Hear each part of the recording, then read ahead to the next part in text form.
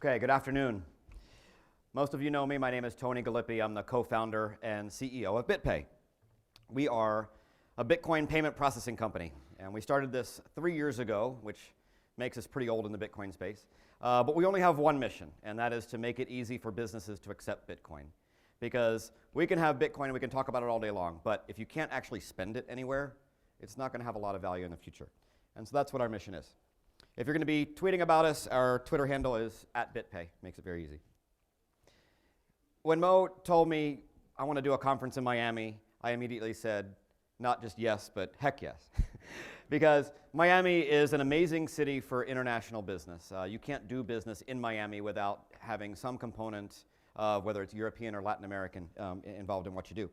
And immediately we stepped up and we said that Bitpay wanted to be a sponsor, and we wanted to build a Bitcoin economy around the conference. We've had conferences, for years now, and it seems like it's a lot of the same people talking about the same things. You could probably watch it all on YouTube. We wanted to do something different.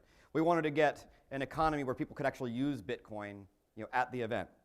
So the Clevelander Hotel, the host hotel, agreed to take Bitcoin property-wide. There are room reservations. There are 5 poolside bars and restaurants. Most of you that were there were able to pay with Bitcoin. They've got it on iPads, on the phones, and all their staff is trained on it. So if you didn't get a chance to do it yet, try to do it either tonight or tomorrow and pay with Bitcoins. Also here in Miami Beach, we have Advantage yacht charters. You can now charter a private boat, private yacht. You can actually even buy one for a Bitcoin. And the big news, Miami's own Tiger Direct just went live, what was it, yesterday, 2 days ago? Lose track of days now. They went live accepting Bitcoins through Bitpay. I mean, they're a huge employer here. They employ thousands of people in Miami. And they were really excited to become involved in this. So I know a bunch of people from Tiger Direct are here today. Michael, Steve, are you guys here? Well, I know they were here last night. They might be recovering. But if you see the people from Tiger Direct, thank them for their support of the Bitcoin community. They really stepped up. So when I speak, sometimes I like to start with this slide, and if you've seen this before on YouTube, don't give it away to the audience. But I like to start with this slide, and I like to ask the audience, who can tell me what is wrong with that picture? Yeah, there you go. Identity theft, right? That's not Ned Flanders. That is Homer Simpson. But he's got Ned Flanders' credit card, and he's going to go shopping on the internet, and he's going to do a lot of damage. Why? Because credit cards were never designed for the internet. They were designed in the 1950s. Here's a picture of one, American Express. Look at it from the 1950s. It's got a name, an account number, an expiration date, and a signature. In 55 years, what has changed? Color of the card has changed. They've added a 3-digit code on the back and a mag stripe.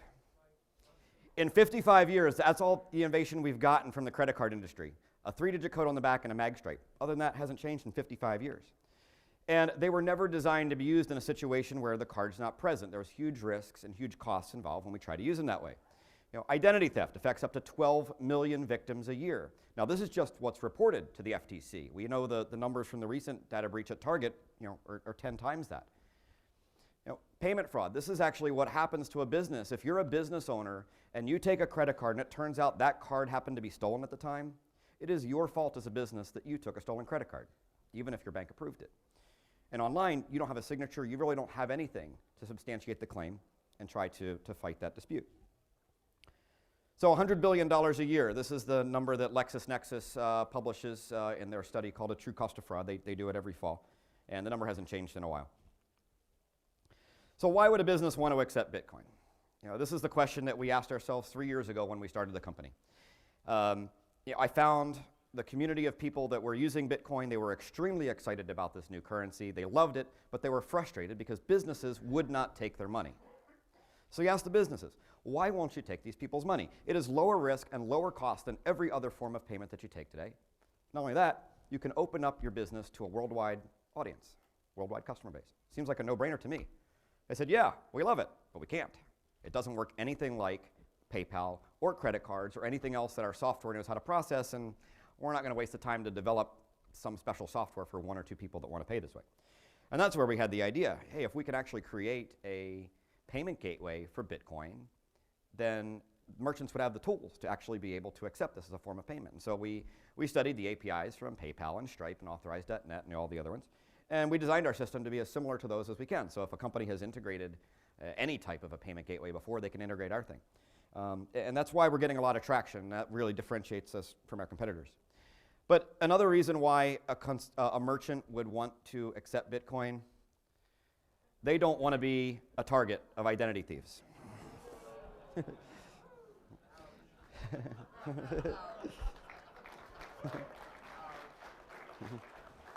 Now, I don't think people realize that this problem is not over, because those payment cards, those 100 million cards were used at many other places, and they're stored on file at many other businesses. You know, maybe it's a gym membership, maybe it's your online account, something that rebills you over and over again. Okay, so what happens to that small gym owner when he runs his bills the next month and 20 of those rebills fail? Now he's got to either hire somebody or get on the phone himself with customers and say, hey, your credit card didn't work, please send me another form of payment. So there's a huge ripple effect in our economy. There's a lot of waste involved in the identity theft problem. Just to give you a little bit about us, we started in May of 2011. I think the only Bitcoin company that was around then that is still around now is Mt. Gox. So we've been here for a long time. We only do one thing, and that is help businesses accept Bitcoin. We're not a wallet, we're not an exchange, we don't do anything else. We have ideas all day long for projects, but we stick to the one thing we do best. We've chosen Atlanta to be our headquarters. I mean, it is the heart of payment processing in this country. Every check processor is there, every credit card processor is there. I mean, 70% of electronic payments go through a firm in Georgia. So we're there, and we're able to start to recruit some employees from some of these companies. Last year, we did over $107 million in transactions for our merchants, and we did over 200,000 individual transactions for our merchants. So our average sale is a little over 500 bucks. You compare that to the average ticket price of maybe Amazon. I think last time I looked, their average sale was like $160. So we're showing that Bitcoin can be used online safely for high-ticket items without the risk of fraud, and that's really important. This is a picture of our office in Atlanta. The office today, we're moving into a bigger space here in a few months. Where we're at today, we have 27 employees. Atlanta are our headquarters, but we've got employees now in Buenos Aires, San Francisco, and Amsterdam. So a lot of my team is here today. I think we brought 20 of them here. So I'd like my team to stand up, and everybody recognize them. Most of them are standing already, but they're in the white shirts.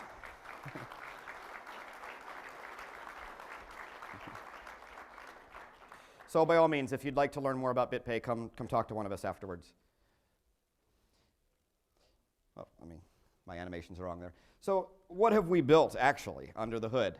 We've done a lot of integrations for the popular e-commerce platforms that people would use on their web store. Right? 3D Cart is here. They're a great platform. They gave the seminar earlier. You can talk to those guys outside. So if you want to learn how to set up a web shop and accept Bitcoin, they're great for that. We've also got integrated into Shopify. We built plugins for Magento, WordPress, Drupal, all the common platforms that people would use to actually run their e-commerce store.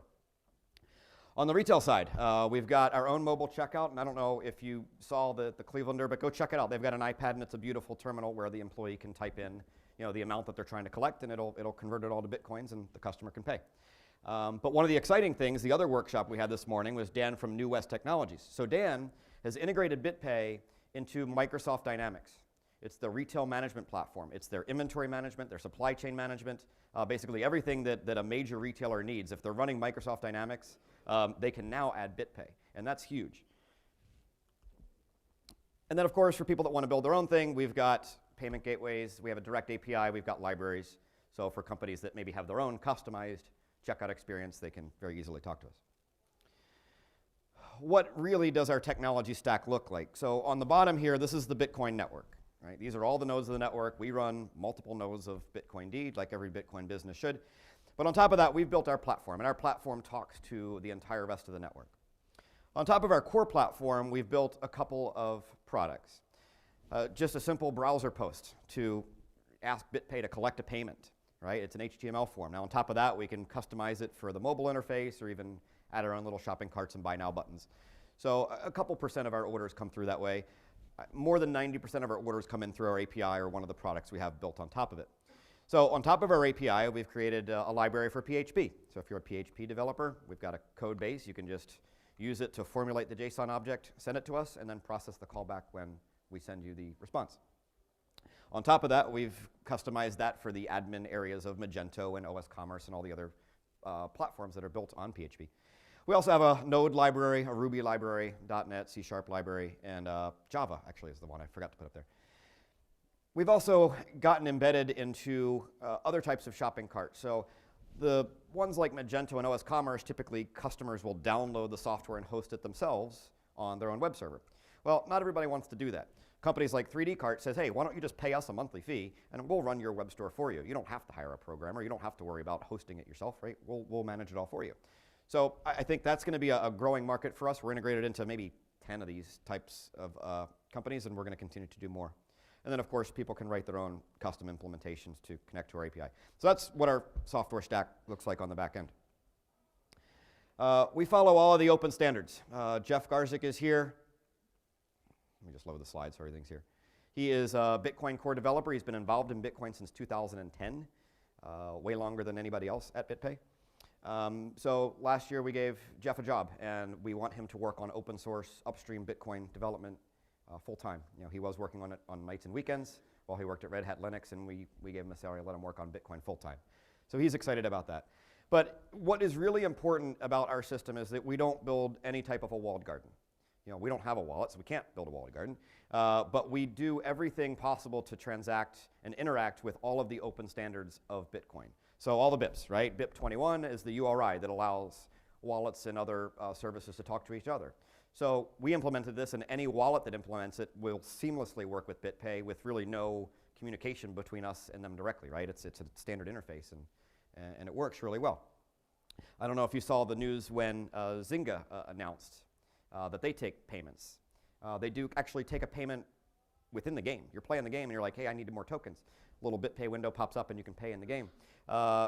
We had a video made by the guys at CryptoKit. And I don't know if you've seen that, but that's a Google Chrome extension, which is a Bitcoin wallet. Never really talked to the CryptoKit guys, but they followed all the open standards. And literally, when that invoice pops up, your little Chrome extension button turns green and says, hey, I think there's a payment here to be made. You click on it and you send the payment. Right? So there's an amazing things that you can do with all the open standards of Bitcoin, and we follow those. And we're working right now on the payment protocol. This is going to be a big help for us, because you'd be surprised how many people can't send the right amount to the right address, even though it's right there on the screen in front of them. People pay too little, they pay too much, they pay it twice, they pay it late, they pay an old address they had bookmarked, right? So we're on the receiving end of all these exceptions, and we have to deal with it. So we've got an entire team. We've got 5 full-time customer support people that can help our merchants with this. But the payment protocol will help reduce these mistakes. It'll give us better visibility into how the user is actually composing the transaction, so we can make sure they are sending the right amount, make sure they're attaching the proper fee, that kind of thing. And also providing a refund address up front. So we're excited about this. We're going to roll it out here very shortly. The other thing we do on our back end is make it easy for the accountants at our companies. You know, they look at Bitcoin and they say, man, this sounds great, but holy cow, the volatility is killer, right? I don't want to take in a Bitcoin now that's $800 and have it worth $500 tomorrow, right? You know, my director of finance is going to kick my butt. So what we've done ever since we started 3 years ago is offered merchants a guaranteed exchange rate. So if you ask us to collect $100, we create a checkout window. And as long as the buyer completes the payment within that checkout window, we guarantee the rate, so that we guarantee the merchant gets their $100. Doesn't matter if the price of Bitcoin goes up or down. We assume that volatility risk for that window, which right now is 15 minutes, so that our merchants don't have to. The average customer actually pays within 2 minutes, so it's really not that big of a deal when you think about it. And then we can also offer a bank settlement directly for our merchants now in 33 countries, the US, Canada, and the whole Eurozone. So to them, they're just getting a lower cost and lower risk way to receive dollars in their bank account. The Bitcoins are actually invisible. They never take possession of them. They never have to account for them as Bitcoin revenue, right? It's dollar revenue that they're making for their sales. Also, for us small businesses, we integrated with QuickBooks, so they can download their entire ledger from a date range that they select and import it directly into QuickBooks, so they can report and reconcile all their Bitcoin sales in their local currency. There is no gap reporting yet for Bitcoin, but we're working with our accountants and auditors to kind of work towards that to give our merchants, you know, some guidance on how they should be reporting this revenue. Today we have over 21,000 merchants. This time last year we had 2,000, so we've grown 10 times in the course of a year. And where we're getting traction is kind of where you'd expect. Internet. Probably 90% of our merchants are people that sell things on the internet because trying to take a payment on the internet is a lot more painful than trying to take it in person. Merchants selling high-ticket items, where again, you have the risk of fraud. When a criminal gets hold of a stolen credit card, what's the first thing they want to go out and buy? Televisions, computers, iPads, cameras, right? Anything expensive. They want to offload the value for those cards as quickly as they can. So merchants selling high-ticket items, especially over the internet, are at the highest risk of being defrauded. With Bitcoin, we solve that problem. So, I mean, we have people selling cars, online, right? The Lamborghini dealer in Newport Beach sold 3 cars in a month because they accepted Bitcoin. 2 guys saw it without even seeing the car. Virgin Galactic, right? Richard Branson is one of our clients. He sold tickets to space. A $250,000 transaction. He sold 6 of them so far. So you would never do that with a credit card, maybe with an Amex Black Card, but can you imagine the fees that Branson's going to pay for a $250,000 Amex charge, right? We did it for him for $30.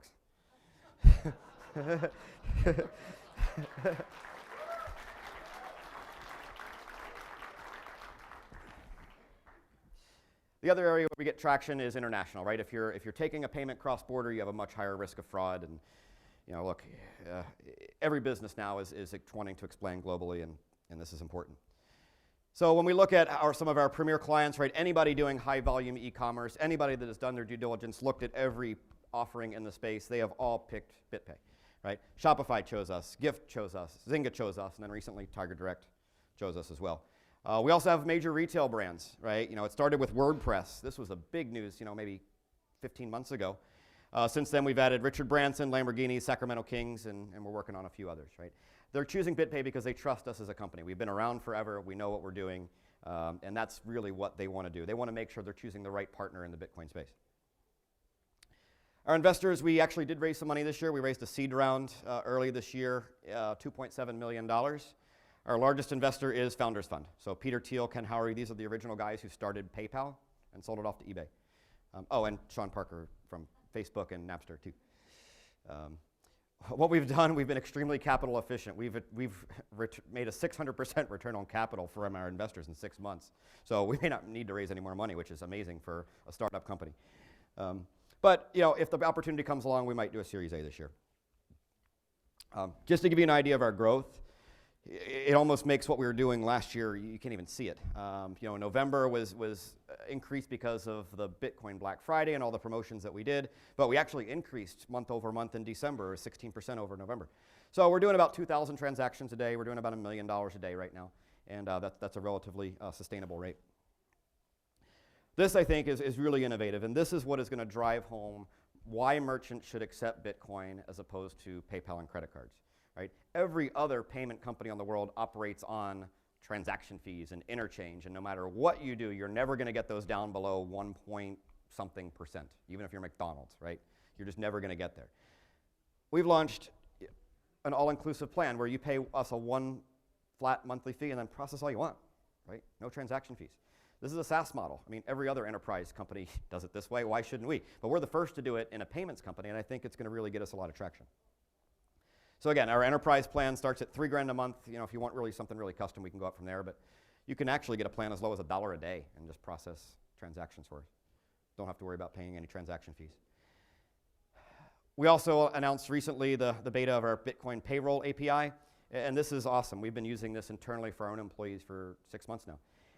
It allows employees to opt in to getting part of their net pay in Bitcoin.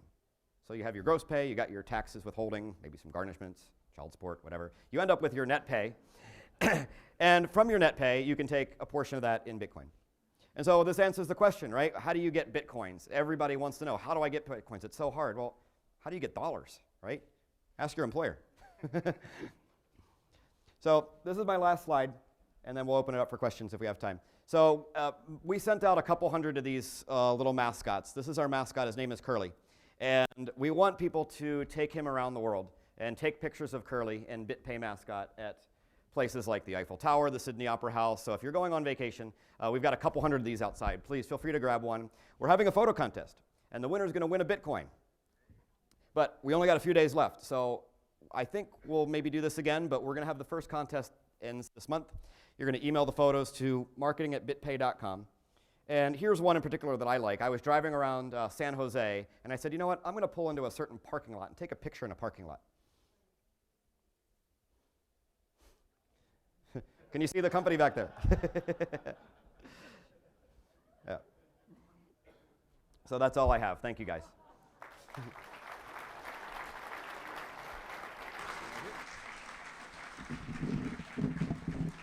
Raise your hands if you got questions for Tony. Great. Got one right here. Hello, my name is Diego Sa. I'm a software developer. I think the Haskell programming language is to traditional programming languages what Bitcoin is to traditional money. So it's only natural to combine those two. I was wondering, do you have any plans to develop Haskell library for your platform? Were you the one I met in Amsterdam that's working on the Haskell wallet? Oh, nice. Yeah, you remember me. Okay. No. I've never been to Amsterdam. Oh, okay. Well, the last conference that Mo organized was in Amsterdam, was back in September, and I met a team of guys, I think they were from Canada, but they're working on a Haskell wallet for Bitcoin. Awesome. And so I don't know if it's anything that Bitpay would ever have to do on our end. If it's something that can actually provide a better level of security for the user's funds, that's great. As long as it can send it and broadcast the transaction the way any other wallet broadcasts a transaction to the network, it'll work just fine with us. Beautiful.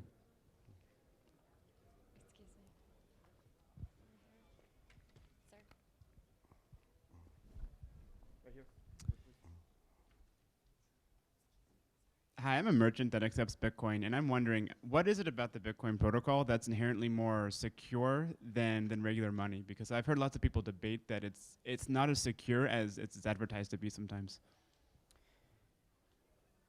Well, Bitcoin is extremely secure, and I think if you look at Bitcoin as a payment network, you would compare it to, say, Visa's network or the SWIFT wire system or the FedWire system or ACH.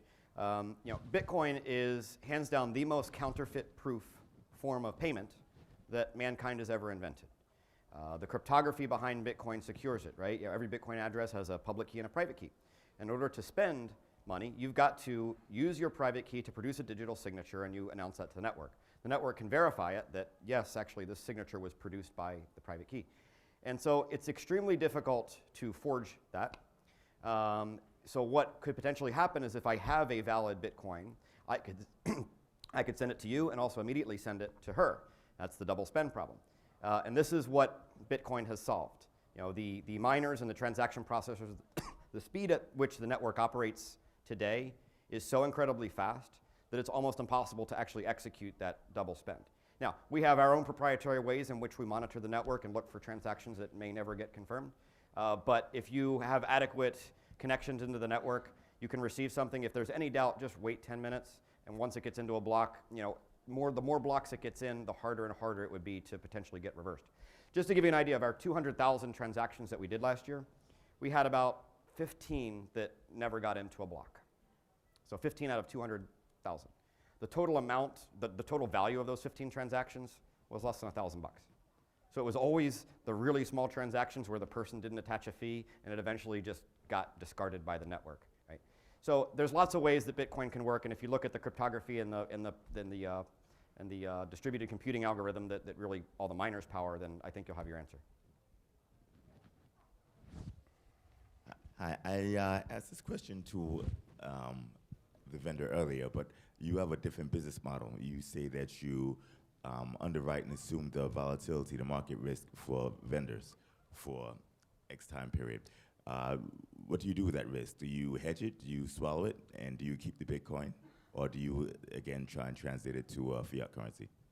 And most importantly, whichever one of those answers you have, would you be interested in somehow hedging your own risk? You bet. The only thing you can do right now as Bitcoin is buy and sell. You can't do anything else. You don't have the ability to do options, derivatives, hedges, puts, calls, spreads. You can't do any of that today. Well, so a company like ours would absolutely be a market participant, and so would a lot of our merchants that want to keep Bitcoin. They would like to be able to buy some protective puts, to protect themselves from the downside volatility. And there's probably market makers out there that would sell them those puts and gladly accumulate Bitcoins at a lower price.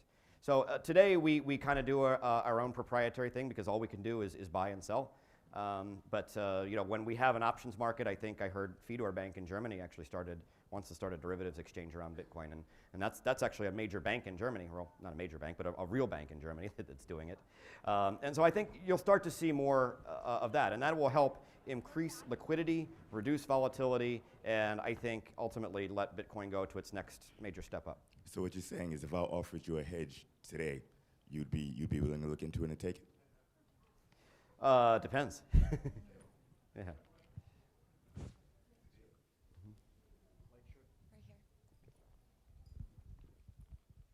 Hi.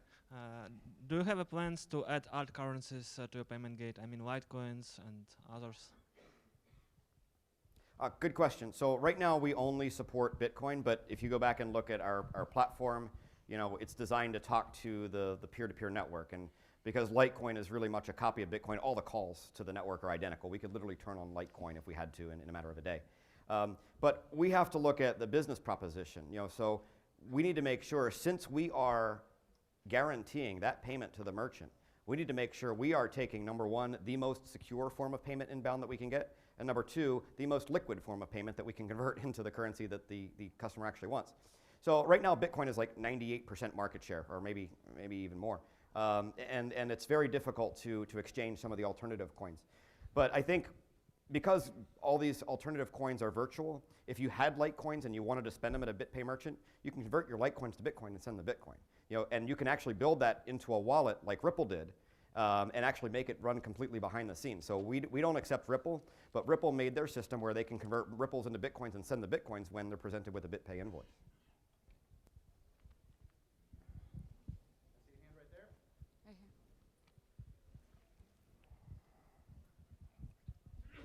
Hi, I wanted to ask you about the problem of like waiting for transactions when purchasing items in a physical store. I assume you guys wait for 3 or 6 transactions or whatever.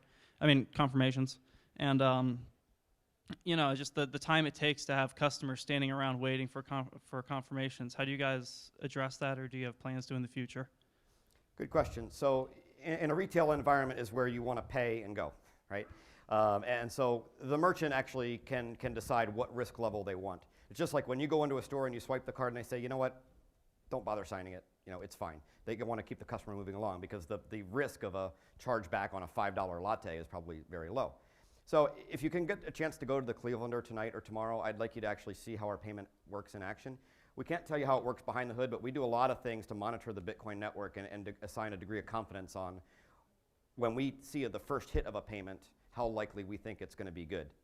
And we can make that decision and present that to our merchants and let them make the call. One more question. I'll take that guy standing in the back. Could you walk us through a typical meeting that you have with new merchants, let's say Tiger Direct or any other merchants? What are their worries? What are they focused on? Are you focused on customer service and teaching them about Bitcoin, or what is that like? Can you give us walk through a typical process when you onboard a new client? Sure. So when we talk to small businesses, it's usually the owner, the decision maker that you're talking to directly. And so he may have some questions, but he says, seems like I got nothing to lose by trying it, right? If I hook it up and nobody pays this way, it doesn't really cost me anything. When you get into bigger and bigger companies like the Tiger Direct, for example, they're run by their lawyers and their accountants. And so those guys have a whole different set of questions, right? They want to make sure, well, how do I report this on my books? What's the IRS going to do? What's my volatility here? The lawyer is saying, well, hey, are we going to get sued? Do we want to actually be known for accepting Bitcoins when I hear all this publicity out there, right? Is that what we want our brand associated with? And because they see some negative stories in the newspapers. So I think it takes a matter of time, for them to understand that, there are a lot of positive aspects to Bitcoin. And if the lawyers run the company and they are very risk averse, then they're not going to accept Bitcoin for maybe another couple of years until some of these articles go off the headlines.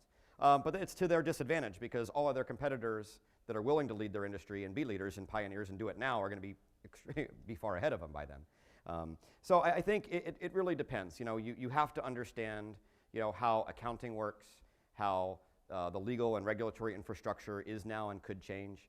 And then of course, how do they actually report and reconcile these sales that come in, right? It doesn't work anything like credit cards, but how do they properly report the revenue, properly pay their taxes, that kind of thing. So yeah, I mean, there's lots of things that we go through with different customers. Everyone's different. But at the end of the day, it's all just about easing their, in many times, misconceptions, about what Bitcoin really is. Thanks, Mark.